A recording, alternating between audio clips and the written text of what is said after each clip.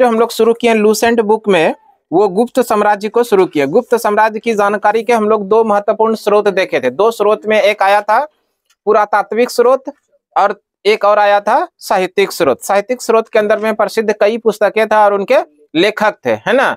और पुरातात्विक स्रोत के अंदर में कई स्तंभ लेख था, अभिलेख था उसके, और उनसे संबंधित व्यक्ति का नाम था, शासक का नाम था, उसको भी हम लोग देख लिए थे।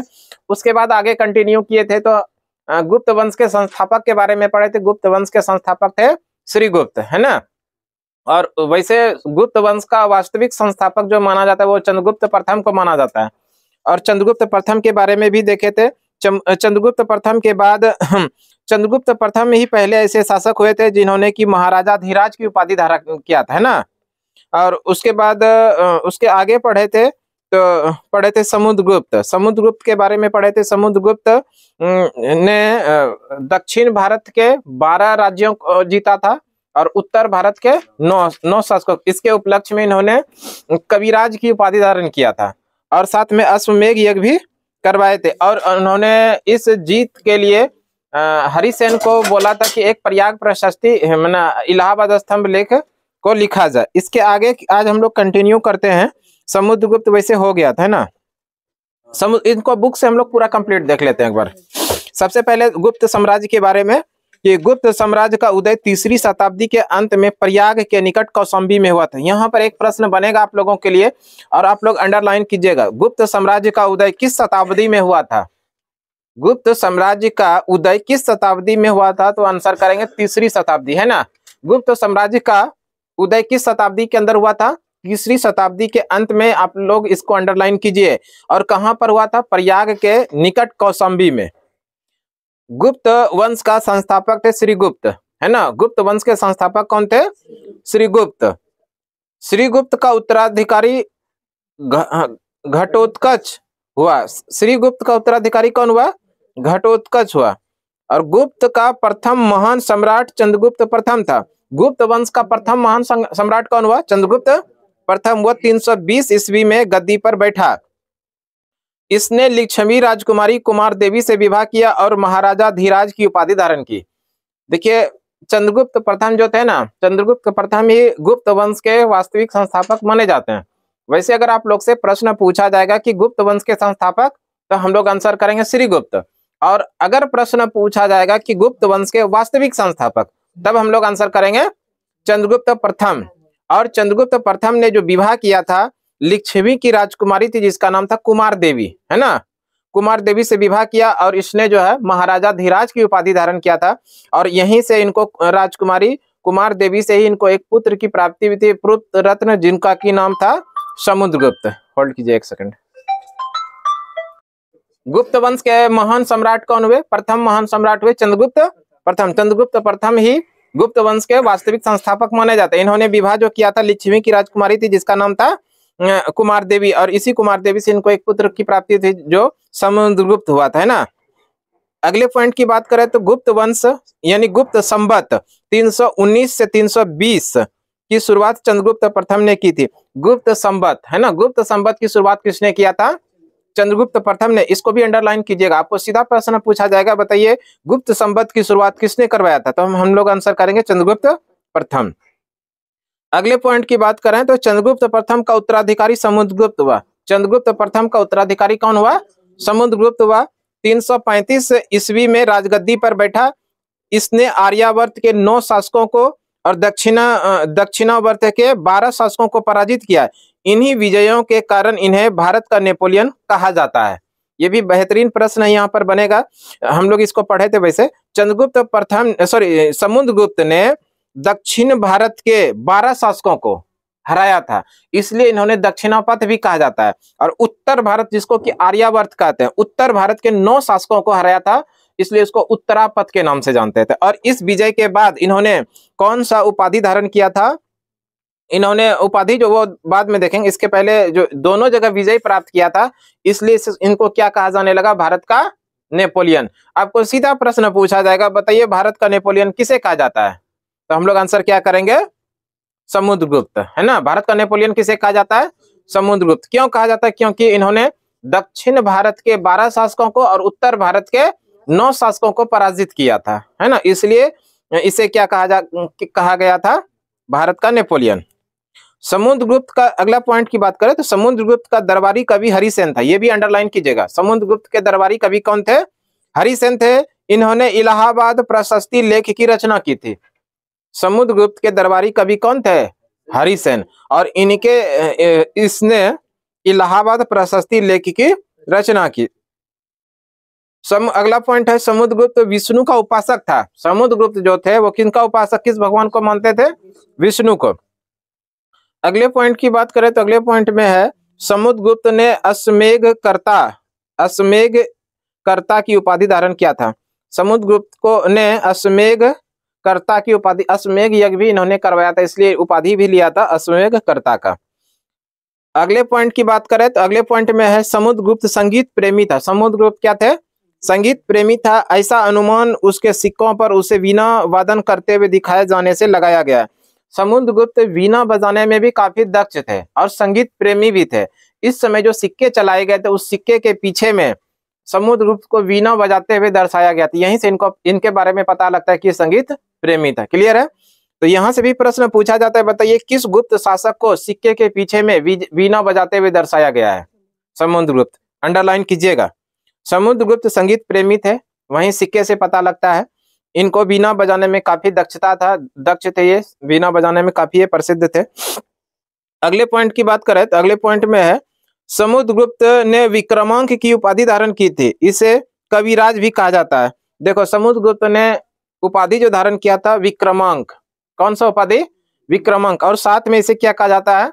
कविराज भी कहा जाता है। समुद्रगुप्त को क्या क्या कहा जाता है? कविराज कहा जाता है, विक्रमांक कहा जाता है, भारत का नेपोलियन कहा जाता है, अश्वमेघ यज्ञकर्ता कहा जाता है। ये सारा किसको कहा जाता है? समुद्रगुप्त को, है ना। समुद्रगुप्त का उत्तराधिकारी चंद्रगुप्त द्वितीय हुआ, जो 380 ईस्वी में राजगद्दी पर बैठा। समुद्रगुप्त का उत्तराधिकारी कौन हुआ? चंद्रगुप्त द्वितीय। और ये गद्दी पर कब बैठा? 380 ईस्वी में गद्दी पर, यानी राजगद्दी पर बैठा, राज सिंहासन पर बैठा। समुद्रगुप्त का उत्तराधिकारी चंद्रगुप्त द्वितीय। चंद्रगुप्त द्वितीय के शासनकाल में चीनी बौद्ध यात्री फाहियान भारत आया था। बेहद इंपॉर्टेंट है, इसको डबल स्टार कीजिए, अंडरलाइन कर लीजिए। चंद्रगुप्त द्वितीय के ही शासनकाल में चीन के एक प्रसिद्ध बौद्ध यात्री थे जिसका नाम है फाहियान, वो भारत आए थे, है ना। तो आपको सीधा प्रश्न पूछा जाएगा, बताइए चीनी यात्री फाहियान भारत में किसके शासनकाल में आया था? चंद्रगुप्त द्वितीय के शासनकाल में आए थे, है ना। चंद्रगुप्त द्वितीय के शासनकाल में चीन के एक प्रसिद्ध बौद्ध यात्री जिसका नाम है फाहियान भारत आए थे। क्लियर? अगले पॉइंट की बात करें, शकों पर विजय के उपलक्ष्य में चंद्रगुप्त द्वितीय ने चांदी के सिक्के चलाए। शकों पर जब विजय प्राप्त किया था चंद्रगुप्त द्वितीय ने, तब अपने साम्राज्य में इन्होंने चांदी के सिक्के चलवाए थे, है ना। यहाँ से भी प्रश्न पूछा जा सकता है आप लोग से कि चंद्रगुप्त द्वितीय ने किसके विजय के उपलक्ष्य में चांदी के सिक्के बंटवाए थे या चलवाए थे? शकों पर विजय के उपलक्ष्य में, है ना। शकों पर जब वो विजय प्राप्त किया तब चंद्रगुप्त द्वितीय ने साम्राज्य के अंदर में चांदी के सिक्के बंटवाए थे या चलवाए थे। क्लियर? किसी भी तरह से प्रश्न अगर पूछे तो आप लोग आंसर दीजिएगा, या तो आगे से पूछे या पीछे से पूछे। आपको प्रश्न इस तरह से भी पूछ सकता है कि बताइए चंद्रगुप्त द्वितीय ने किसे पराजित करके साम्राज्य में चांदी के सिक्के बंटवाए थे? शकों को। दूसरी तरफ से यहाँ प्रश्न जो पूछेगा, बताइए शकों पर विजय प्राप्त करने के बाद चंद्रगुप्त द्वितीय की कौन सी व्याख्या सही है? उसमें 4 ऑप्शन देगा, लंबा प्रश्न लिखेगा उस तरह से, तब आप लोग आंसर कीजिएगा। चांदी के सिक्के बंटवाए थे साम्राज्य के अंदर में, है ना। तो ऐसा ध्यान रखना हम लोगों को। अगले पॉइंट की बात करें, चंद्रगुप्त द्वितीय का उत्तराधिकारी कुमार प्रथम था और गोविंद गुप्त जो कि 415 ईस्वी से 454 ईस्वी हुआ। चंद्रगुप्त द्वितीय का, देखो चंद्रगुप्त द्वितीय के बारे में 2-3 सवाल बेहतरीन है, उसको जरूर ध्यान रखिएगा। चंद्रगुप्त द्वितीय के जो साम्राज्य में, पहला प्रश्न याद रखिएगा आप लोग कि चंद्रगुप्त द्वितीय के शासन काल में, यानी इन्हीं के समय में बौद्ध जो चीनी यात्री था जिसका नाम है फाहियान भारत आए थे, पहला। दूसरा, शकों पर विजय प्राप्त करने के उपलक्ष्य में साम्राज्य के अंदर में चांदी के सिक्के जारी करवाए। ये दोनों प्रश्न को आप लोगों को एकदम 100% याद रखना ही रखना है। आज याद रख लीजिए, कल के लिए नहीं छोड़िए। ये दोनों प्रश्न बेहतरीन है और निश्चित रूप से एग्जाम में देखने के लिए मिल सकता है। आगे अगर बात करें तो उसी में शकों पर विजय, ये हो गया। चंद्रगुप्त द्वितीय का उत्तराधिकारी कुमार गुप्त प्रथम था, है ना। चंद्रगुप्त द्वितीय का उत्तराधिकारी कौन हुआ? कुमार गुप्त प्रथम हुआ, है ना। कुमार गुप्त प्रथम, या इसी को बोला जाता है गोविंद गुप्त। इसी को क्या कहा जाता है? गोविंद गुप्त, जो कि 415 से लेके 454 ईस्वी तक ये शासक के रूप में रहा। अगले पॉइंट की बात करें तो नालंदा विश्वविद्यालय की स्थापना कुमारगुप्त ने की थी। इसको अंडरलाइन कीजिए और अभी याद कीजिए, कल के लिए नहीं छोड़िए। नालंदा विश्वविद्यालय है ना, नालंदा विश्वविद्यालय की स्थापना कुमारगुप्त ने की थी। इसको डबल स्टार कीजिए, अंडरलाइन कीजिए। नालंदा विश्वविद्यालय की स्थापना किसने किया था? कुमारगुप्त ने। कुमारगुप्त प्रथम का उत्तराधिकारी स्कंदगुप्त हुआ। कुमारगुप्त का उत्तराधिकारी कौन हुआ? स्कंदगुप्त हुआ। स्कंदगुप्त के बारे में बात करें तो स्कंदगुप्त 455 से लेकर 467 ईस्वी तक शासक के रूप में शासन किया। कुमारगुप्त प्रथम का उत्तराधिकारी कौन हुआ? स्कंदगुप्त। कुमारगुप्त प्रथम का उत्तराधिकारी हुआ स्कंदगुप्त। स्कंदगुप्त ने गिरनार पर्वत पर सुदर्शन झील का पुनरुद्धार किया। इसके बारे में हम लोग पिछले क्लास में भी देख चुके हैं। जैसा कि हम लोग को पता है कि गिरनार पर्वत है ना, जो कि गुजरात के अंदर गिरनार पर्वत है, इसी गिरनार पर्वत पर सुदर्शन झील का निर्माण करवाया था चंद्रगुप्त मौर्य ने, है ना। चंद्रगुप्त मौर्य ने सुदर्शन झील का निर्माण करवाया था और इसको पुनर्निर्माण जो करवाया, वो पुनर्निर्माण करवाया था स्कंदगुप्त ने, है ना। स्कंदगुप्त ने भी कराया था और एक शक शासक था, और इस शक शासक का नाम बताना कि किस शक शासक ने इसका फिर से एक बार पुनर्निर्माण करवाया था। दो व्यक्ति हैं, पहला तो पुनर्निर्माण में एक तो स्कंदगुप्त है और दूसरा एक शक शासक है। इसको भी इसने इसका निर्माण करवाया था। उसका उत्तर आप लोगों को बताना कि शक शासक ने सुदर्शन झील का पुनर्निर्माण करवाया था पहला, और दूसरी बार जो करवाया था वो स्कंदगुप्त ने कराया था, जो कि गुप्त वंश का शासक था, है ना। अगले पॉइंट की बात करें तो अगले पॉइंट में है स्कंदगुप्त ने पर्णदत्त को सौराष्ट्र का गवर्नर नियुक्त किया था। स्कंदगुप्त ने पर्णदत्त को कहाँ का गवर्नर नियुक्त किया था? सौराष्ट्र का। अगले पॉइंट में बात करें तो स्कंदगुप्त के शासन काल में ही हुनों का आक्रमण हुआ था। ये भी अंडरलाइन कीजिएगा। गुप्त वंश के किस शासक के समय में हुनों का आक्रमण हुआ था भारत में? तब हम लोग आंसर करेंगे स्कंदगुप्त। स्कंदगुप्त जिस समय शासक था उसी समय में हुनों का आक्रमण हुआ। अगले पॉइंट की बात करें, अंतिम गुप्त शासक विष्णुगुप्त था। अंतिम गुप्त शासक कौन था? विष्णुगुप्त। अगले पॉइंट की बात करें तो अगले पॉइंट में है गुप्त साम्राज्य की सबसे बड़ी प्रादेशिक इकाई देश थी। गुप्त साम्राज्य की सबसे बड़ी प्रादेशिक इकाई क्या था? देश। इसके शासक को गोपना कहा जाता था। इनके शासक को क्या कहा जाता था? गोपना। एक दूसरी प्रादेशिक इकाई भुक्ति थी, जिसके शासक उपरिक कहलाते थे।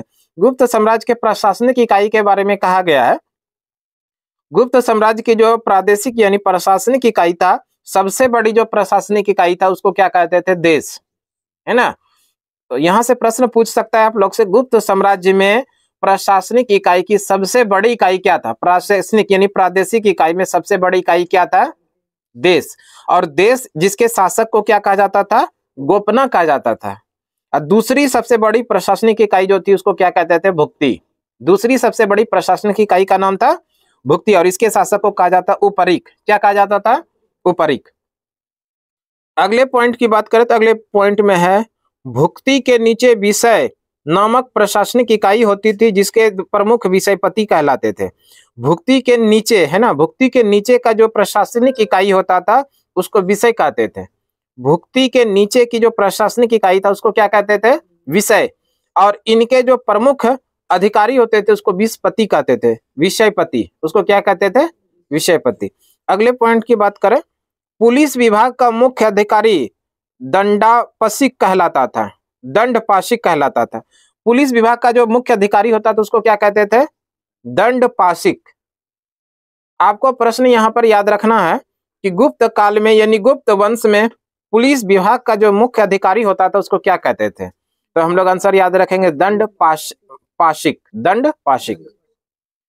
अगले पॉइंट की बात करें तो अगले पॉइंट में है पुलिस विभाग के साधारण कर्मचारियों को चाट एवं भाट कहा जाता था।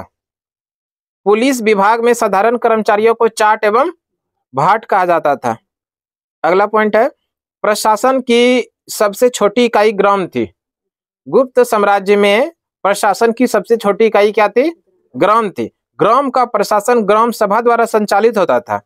ग्राम सभा का मुखिया ग्रामिक कहलाता था एवं अन्य सदस्य महतर कहलाते थे, है ना।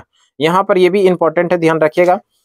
गुप्त साम्राज्य में यानी गुप्त वंश में या गुप्त काल में प्रशासन की सबसे छोटी इकाई क्या थी? ग्राम थी। प्रशासनिक की सबसे छोटी इकाई ग्राम थी, और इस ग्राम का जो प्रशासन ग्राम सभा द्वारा संचालित होती थी, जिसके जो मुखिया होते थे वो ग्रामिक कहलाते थे। जिसके मुखिया क्या कहलाते थे? ग्रामिक। और इसके अन्य जो सदस्य होते थे उसको महत्तर कहते थे। क्या कहते थे? महत्तर कहते थे। अगले पॉइंट की बात करें तो अगले पॉइंट में ग्राम समूहों की सबसे छोटी इकाई को पेट कहा जाता था। ग्राम समूहों की सबसे छोटी इकाई क्या कहलाता था? पेट कहा जाता था। गुप्त शासक कुमार गुप्त के दामोदरपुर ताम्रपत्र में भूमि बिक्री संबंधी अधिकारियों के क्रियाकलापों का उल्लेख है। यहाँ ये इंपॉर्टेंट है। गुप्त शासक कुमार गुप्त के दामोदरपुर ताम्रपात्र में भूमि बिक्री संबंधी अधिकारियों के क्रियाकलाप का उल्लेख है। तो यहाँ से प्रश्न ध्यान रखिएगा कि भूमि बिक्री संबंधी, है ना, भूमि के बिक्री का जो संबंधी, भूमि बिक्री से जो संबंधित महत्वपूर्ण क्रियाकलाप है, इसका जो उल्लेख मिला है, उसके बारे में जो जानकारी मिला है, कहाँ से मिला है? तो दामोदरपुर पत्रलेख से, ताम्रपत्र लेख से, है ना। दामोदरपुर ताम्रपत्र लेख से बिक्री, भूमि के बिक्री से संबंधित क्रियाकलाप की जानकारी मिला है। क्लियर? दामोदरपुर ताम्रपत्र की भूमि से, हाँ, दामोदरपुर ताम्रपत्र से भूमि के बिक्री के बारे में क्रियाकलाप की जानकारी मिला है। और ये जो है गुप्त शासक कुमार गुप्त के, है ना, उस समय के उसके बारे में, कुमार गुप्त के टाइम के बारे में जानकारी मिला है। तो यहाँ से अगर प्रश्न आप लोग से पूछा जाए, बताइए कि भूमि बिक्री संबंधी क्रियाकलापों की जानकारी कहाँ से मिला है? दामोदरपुर ताम्रपत्र लेख से, है ना। दामोदरपुर ताम्रपत्र लेख से भूमि बिक्री संबंधी अधिकारियों के, उनके बारे में जानकारी मिला है। अगले पॉइंट की बात करें तो अगले पॉइंट में भू राजस्व कुल उत्पादन का 1/4 भाग से 1/6 भाग हुआ करता था। भू राजस्व कुल उत्पादन का 1/6 से लेके 1/6 भाग तक हुआ करता था। अगले पॉइंट की बात करें, अगले पॉइंट में आर्थिक उपयोगिता के आधार पर निम्न प्रकार की भूमि थी। एक था क्षेत्र, वास्तु, चारागाह भूमि, सील और ओप्रहत।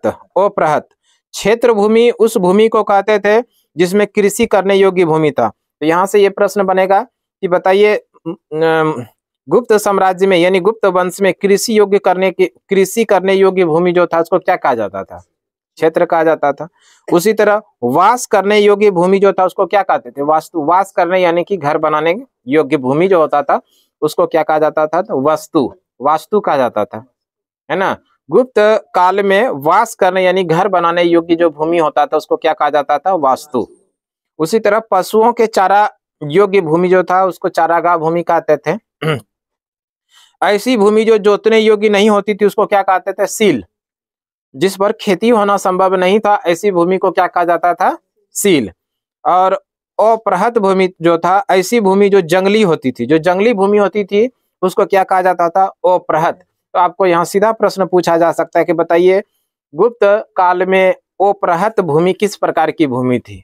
तब हम लोग आंसर क्या करेंगे? ऐसी भूमि जो जंगली भूमि हो उसको क्या कहा जाता था? अप्रहत। क्लियर? आगे है गुप्त कालीन प्रसिद्ध मंदिर। गुप्त काल के जो समय बनाया गया प्रसिद्ध मंदिर था उसके बारे में। एक तो है विष्णु मंदिर। विष्णु मंदिर ये कहाँ पर है? मध्य प्रदेश के जबलपुर के निकट तिगवा में। गुप्त कालीन प्रसिद्ध मंदिर यानी गुप्त काल में जो प्रसिद्ध मंदिर बनाए गए थे उसमें पहला मंदिर जो है वो कौन है? विष्णु मंदिर। और ये विष्णु मंदिर कहाँ पर है? मध्य प्रदेश के जबलपुर के तिगवा में। क्लियर? दूसरा जो है शिव मंदिर। शिव मंदिर है मध्य प्रदेश के नागोदा में भूमरा के अंदर। तीसरा जो है पार्वती मंदिर, वही है मध्य प्रदेश के कुठार जो नैना के अंदर स्थित है। नैना कुठार जो मध्य प्रदेश के अंदर है पार्वती मंदिर। दशावतार मंदिर की बात करें तो दशावतार मंदिर देवगढ़ जो ललितपुर उत्तर प्रदेश में स्थित है ना। ये सारे मंदिर किस समय बनाए गए हैं? गुप्त काल में बनाए गए हैं। शिव मंदिर दूसरा जो है मध्य प्रदेश के नागोद जो खौ के अंदर है। उसी तरह से भीतर गांव मंदिर, लक्ष्मण मंदिर भीतर गांव कानपुर जो उत्तर प्रदेश ईंटों द्वारा निर्मित है ना। अगला पॉइंट की बात करें तो अगले पॉइंट में है सिंचाई के लिए रहट या घंटी यंत्र का प्रयोग होता था। यानी गुप्त काल में सिंचाई के लिए रहट या घंटी यंत्र का प्रयोग होता था सिंचाई के लिए, है ना। फसल अच्छा होने के लिए किसान पहले फसल को क्या करता है, उसमें खाद डालता है, साथ में सिंचाई करता है यानी पटवन करता है। तो उसके लिए जो सबसे बड़ी विशेषता था, उसका जो साधन था, उसको रहट या घंटी यंत्र का प्रयोग करते थे। श्रेणी के प्रधान को ज्येष्ठियक कहा जाता था। श्रेणी के प्रधान को क्या कहा जाता था? ज्येष्ठियक कहा जाता था। गुप्त काल में उज्जैन सर्वाधिक महत्वपूर्ण व्यापारिक केंद्र था। इसको अंडरलाइन कीजिए। उज्जैन जो कि मध्य प्रदेश का एक शहर है, उज्जैन जहां क्षिप्रा नदी के किनारे स्थित है, ये उज्जैन गुप्त काल में एक प्रसिद्ध और महत्वपूर्ण व्यापारिक केंद्र था। सीधा प्रश्न पूछेगा आप लोग से कि गुप्त काल में सर्वाधिक महत्वपूर्ण व्यापारिक केंद्र कौन था, तो हम लोग आंसर करेंगे उज्जैन। उज्जैन किस नदी के किनारे है? क्षिप्रा नदी के किनारे। इसी उज्जैन के अंदर में कुंभ मेला का भी आयोजन किया जाता है। भारत के अंदर 4 शहरों में कुंभ मेला का आयोजन किया जाता है, जिसमें से एक शहर है उज्जैन। अगले पॉइंट की बात करें तो अगले पॉइंट में है गुप्त राजाओं में सर्वाधिक स्वर्ण मुद्राएं जारी की। इसकी स्वर्ण मुद्राओं का अभिलेख में दिनार कहा गया। देखो अभी तक में जितने भी स्वर्ण मुद्राएं जारी किया गया था, उन सभी स्वर्ण मुद्रा से सर्वाधिक स्वर्ण मुद्राएं जो जारी करवाई गई या कराई गई, वो किस काल में? गुप्त काल में, है ना। गुप्त राजाओं के द्वारा यानी गुप्त राजाओं ने सर्वाधिक स्वर्ण मुद्राएं जारी किए, और इनके द्वारा जो स्वर्ण मुद्रा जारी किए गए थे उसको दिनार कहा गया था। क्या कहा गया था? दिनार। सबसे अधिक अभी तक में गुप्त राजाओं के द्वारा सर्वाधिक स्वर्ण मुद्राएं जारी करवाए गए, और इनकी स्वर्ण मुद्राओं के अभिलेख में क्या कहा गया था? दिनार कहा गया था। क्लियर। अगले पॉइंट की बात करें तो अगले पॉइंट में है कायस्थों का सर्वप्रथम वर्णन याज्ञवल्क्य स्मृति में मिलता है। जाति के रूप में कायस्थों का सर्वप्रथम वर्णन ओशनम स्मृति में मिलता है। कायस्थों के बारे में सबसे पहले जो हमको आपको जानकारी मिला, वो मिला स्मृति की बात करेगा तो याज्ञवल्क्य में, है ना। और वैसे अगर जाति के रूप में कायस्थों का सर्वप्रथम वर्णन जो हुआ, वो हुआ था ओशनम स्मृति में, है ना। अगले पॉइंट की बात करें तो अगले पॉइंट में है विंध्य जंगल में सबर जाति के लोग अपने देवताओं को मनुष्य का मांस चढ़ाते थे। विंध्य जंगल में सबर जाति के लोग, विंध्य जंगल में सबर जाति के लोग अब अपने देवताओं को मनुष्य का मांस चढ़ाते थे।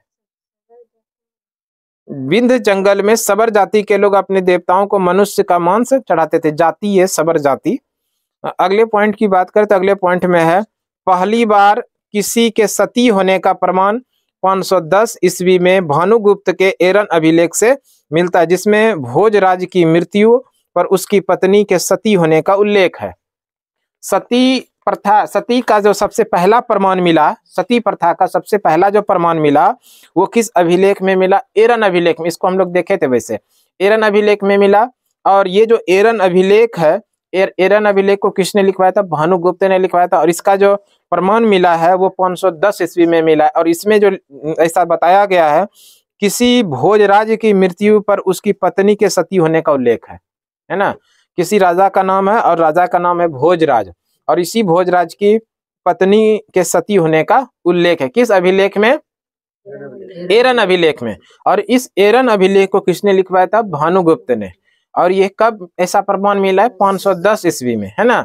वैसे अगर बात कर ले हम लोग सती प्रथा के बारे में, तो सती प्रथा का अंत जो भारत में 1829 में लॉर्ड विलियम बेंटिक के सहयोग से राजा राम मोहन राय ने किया था, है ना। सहयोग तो राजा राम मोहन राय ने ही किया था, लॉर्ड विलियम बेंटिक ने सती प्रथा को भारत में पूरी तरह से समाप्त किया था, बैन किया था। क्लियर।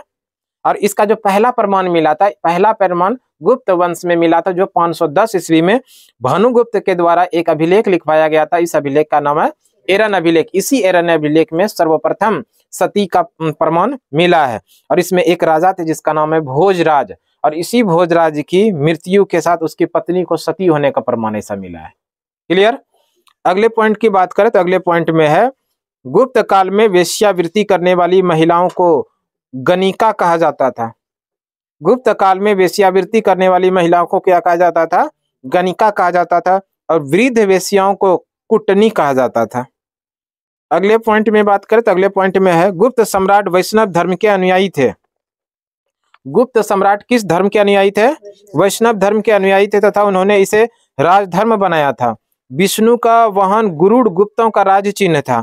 गुप्त काल में वैष्णव धर्म संबंधी महत्वपूर्ण अवशेष देवगढ़ जो ललितपुर दशावतार मंदिर का बेतवा नदी के किनारे तट पर स्थित है। देखो इसमें कई सवाल बनेगा। गुप्त सम्राट के जो गुप्त सम्राट जो है किस धर्म के अनुयायी थे? वैष्णव धर्म के अनुयायी थे। इसको अंडरलाइन कीजिएगा। गुप्त सम्राट वैष्णव धर्म के अनुयायी थे। उन्होंने इसे राजधर्म घोषित किया था, यानी राजधर्म बनाया था। वैष्णव धर्म को कौन सा धर्म, किस धर्म को बनाया था? राजधर्म। अब विष्णु का जो वाहन होता था गरुड़, विष्णु का वाहन क्या है? गरुड़। और इस गरुड़ को उन्होंने राज्य चिन्ह बनाया था। याद रहेगा आप लोगों को, गुप्त वंश के शासकों ने राज्य चिन्ह क्या घोषित किया था? गरुड़ को। गुप्त काल में वैष्णव धर्म संबंधी महत्वपूर्ण अवशेष कहाँ से मिला है? देवगढ़।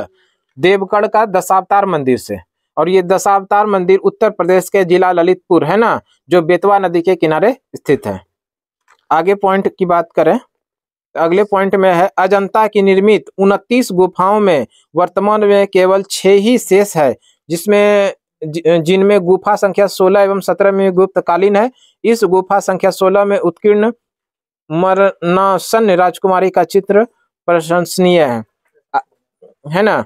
तो ये कुछ इंपॉर्टेंट हो गया। अगला आगे गुफा संख्या 17 से हम लोग अगले क्लास में देखेंगे, कुछ ज्यादा ही हो जाएगा, है ना।